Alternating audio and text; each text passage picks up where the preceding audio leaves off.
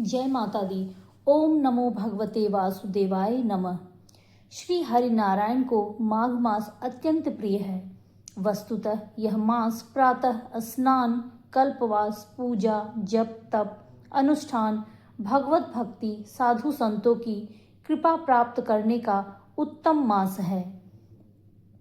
माघ मास में साधु संतों, महर्षियों के सानिध्य से मानव बुद्धि पुष्पित, पल्लवित और प्रफुल्लित होती है, यानी प्राणी को आत्मज्ञान की प्राप्ति होती है। ये सुनते हैं माघ मास महात्म्य का 17वां अध्याय। अप्सरा कहने लगी कि हे राक्षस, वह ब्राह्मण कहने लगा कि इंद्र इस प्रकार अपनी अमरावती पुरी को गया, सो हे कल्याणी, तुम भी देवताओं से सेवा किए जाने वाले प्रयाग में माघ मास में स्नान करने से निष्पाप होकर स्वर्ग में जाओगी। सो मैंने उस ब्राह्मण के यह वचन सुनकर उसके पैरों में पड़कर प्रणाम किया और घर में आकर सब भाई बांधव, नौकर चाकर, धनादि त्याग कर शरीर को नष्ट होने वाले वस्तु समझकर घर से निकली और माघ में गंगा यमुना के संगम पर जाकर स्नान किया। सो हे निशाचर, 3 दिन के स्नान से मेरे सब पाप नष्ट हो गए और 27 दिन के पुण्य से मैं देवता हो गई और पार्वती जी की सखी होकर सुख से निवास करती हूँ। इसलिए मैं प्रयाग के महात्म्य को याद करके सब देवताओं के सहित माघ में प्रयाग स्नान करती हूँ। सो मैंने अपना यह सब वृत्तांत तुमसे कहा। तुम भी इस योनि में पड़ने और कुरूप होने का यह सब कारण कहो। तुम्हारी दाढ़ी और मूछें बहुत बड़ी बड़ी हो गई हैं और पार्वती की गुफा में वास करते हो। निशाचर कहने लगा कि हे भद्रे, सज्जनों से गुप्त बात कहने में कोई हानि नहीं होती है। मुझको अब कोई संशय नहीं रह गया कि मेरा उद्धार तुमसे ही होगा। सो मैं अपना सब वृत्तांत तुमसे कहता हूँ। मैं काशी में वेदों का ज्ञाता था और बड़े उच्च कुल के ब्राह्मण के घर में मैंने जन्म लिया था। मैंने राजा, पापी, शूद्र तथा वैश्यों से अनेक प्रकार के दान लिए। मैंने दान लेने में चांडाल को भी नहीं छोड़ा। उस जन्म में मैंने कोई भी धर्म कार्य नहीं किया, वहीं पर मृत्यु को प्राप्त हो गया। तीर्थ स्थान पर मरने के कारण नरक में नहीं गया। पहले 2 बार गृध्र योनि में, फिर 3 बार व्याघ्र योनि में, 2 बार सर्प योनि में, 1 बार उल्लू की योनि में और अब मैं 10वीं बार राक्षस हुआ हूँ और सैकड़ों वर्षों तक इसी योनि में हूँ। इस स्थान को 3 योजन तक मैंने जंतुहीन कर दिया है। बिना अपराध के बहुत से प्राणियों को मैंने नष्ट किया है।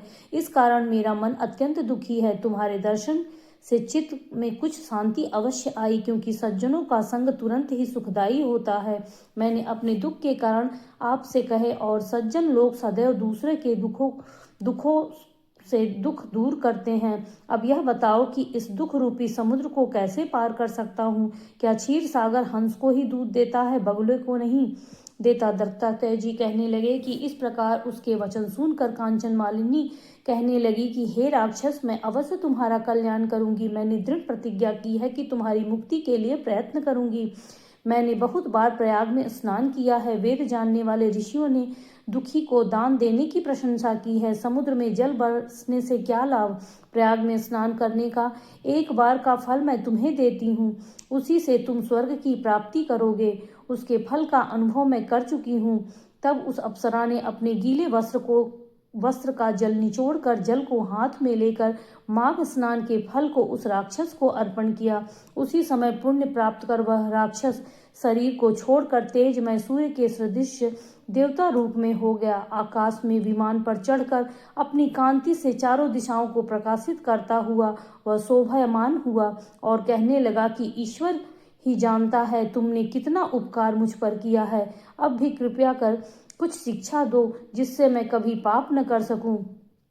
अब मैं तुम्हारी आज्ञा पाकर स्वर्ग में जाऊंगा। तब कांचन मालिनी ने कहा कि सदैव धर्म की सेवा करो, काम रूपी शत्रुओं को जीतो, दूसरे के गुण तथा दोषों का वर्णन मत करो, शिव और वासुदेव का पूजन करो, इस देह का मोह मत करो, पत्नी, पुत्र, धनादि की ममता त्यागो, सत्य बोलो, वैराग्य भाव धारण कर योगी बनो।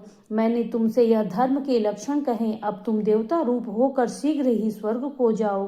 दत्तात्रेय जी कहने लगे, इस प्रकार गंधर्वों से शोभित वह राक्षस कांचन मालिनी को नमस्कार करके स्वर्ग को गया और देव कन्याओं ने वहां आकर कांचन मालिनी पर पुष्पों की वर्षा की और प्रेम पूर्वक कहा कि हे भद्रे, तुमने इस राक्षस का उद्धार किया। इस दुष्ट के डर से कोई भी इस वन में प्रवेश नहीं करता था। अब हम निडर होकर विचरेंगे। इस प्रकार कांचन मालिनी उस राक्षस का उद्धार करके प्रेम पूर्वक देव कन्याओं से घृणा करते हुए शिवलोक को गई। इस प्रकार माघ मास महात्म्य में यह 17वां अध्याय पूरा हुआ। जय श्री हरि, जय जय श्री राधे।